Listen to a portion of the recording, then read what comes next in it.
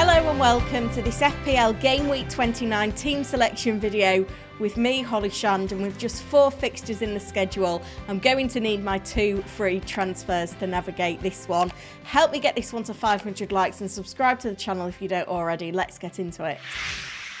Starting off with how my Game Week 28 is going then. I'm recording this on Monday morning and I'm somehow on a green arrow as things stand. 38 points with 3 double game week players left to play. Now, I imagine by the time the game week's done, it has turned to a red arrow. Definitely got away without owning Solanke for his blank in the first of his 2 fixtures against Sheffield United. Looking at my squad, it's been pretty bleak. Other than the haul from Son, a 17-pointer from him, it's been blanks everywhere else. I do have my triple Luton still to play again against Bournemouth, though. Kaminsky, Doughty and Barkley. So fingers crossed, one of them at the very least can get me something. Haaland captain. I was feeling quite smug about this after the Solanke blank in the first game, but that didn't pay off either. He failed to deliver in the big game against Liverpool. Now, we've got a busy midweek with fixtures, so if you're not playing free hit for Game Week 29, I recommend you hold off using your transfers until Friday or Saturday. The midweek games start with Arsenal in the Champions League against Porto. That tie very much still alive. We've got the double Game Week fixture of Bournemouth v Luton on Wednesday before Europa League and Conference League action on Thursday. The Brighton tie v Roma is probably dead and buried, as is Liverpool v Sparta Prague, but plenty to play for West Ham against Freiburg and Aston Villa against Ajax. 2 key teams that do have a fixture in Game Week 29 whose players we're wanting to target. Transfer plans then. I've got 2 free transfers, 0.9 million in the bank, and I currently have 9 players with a fixture in this blank Game Week 29. So I'm in good shape. I am really wanting to roll a free transfer so that I've got 2 for after the international break, because this will allow me to then offload some of these Brentford players, Luton players that I'm currently tripled up on and really focus transfers for the run-in, especially when there's Mo Salah waiting in the wings, who could be a really great FPL pick going into Game Week 30. So I guess it's having the key players covered for Game Week 29.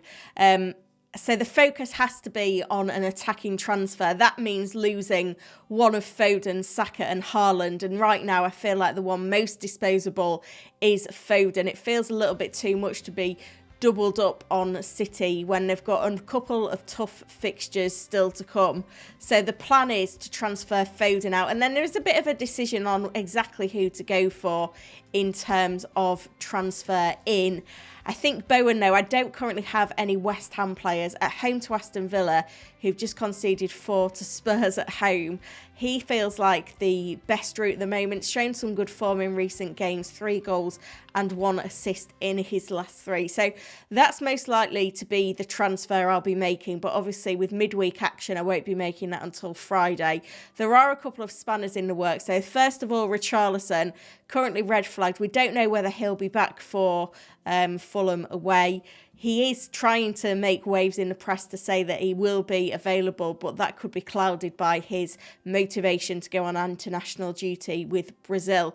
If he is declared out, and I think we can trust Postecoglou if he says that in his press conference on Friday, I'll be tempted to make the move for Maddison, because Spurs assets have got some good longevity in FPL given their fixtures.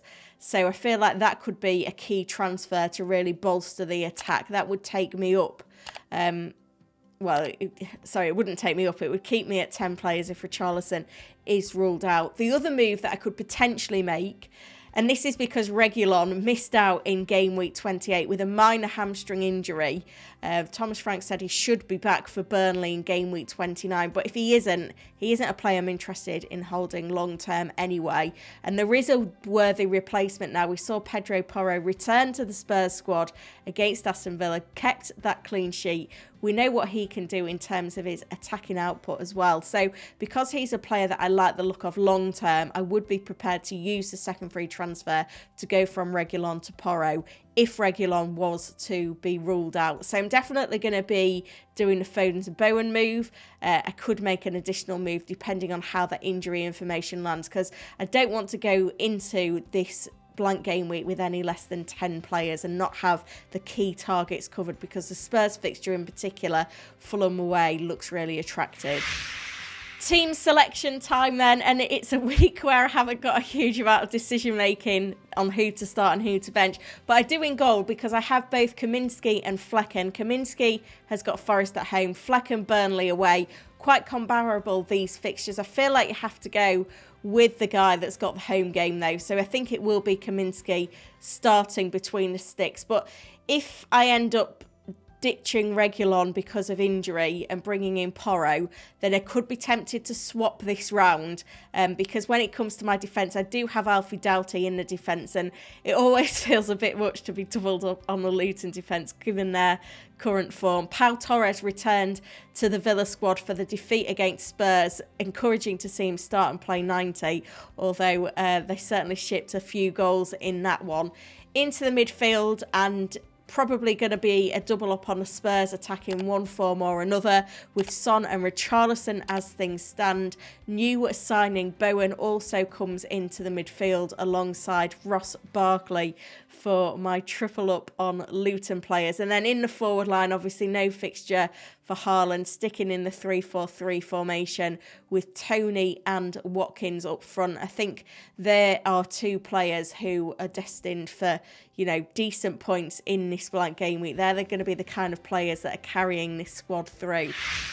When it comes to captaincy then, there are a few names in the frame. Certainly, as I've just mentioned, Toney and Watkins. Toney away at Burnley, great fixture. His form's been lacking a little bit. Watkins away at West Ham, he's been incredibly consistent, but is that midweek football with the return of the Europa Conference League catching up with Villa now? It certainly felt that way against Spurs. The same could be said for Bowen. His minutes midweek I'll be keeping an eye on for Villa at home. The one that I'm leaning towards though, and probably it's a little bit knee-jerk given that, you know, we saw that big haul against Villa last time out, is Son away at Fulham. I feel like it's a great fixture. He's in form. Spurs are in form. So it feels like an easy pick for this week to go with Son as captain. And I think that's where the vast majority of managers will be with their captain decision this week.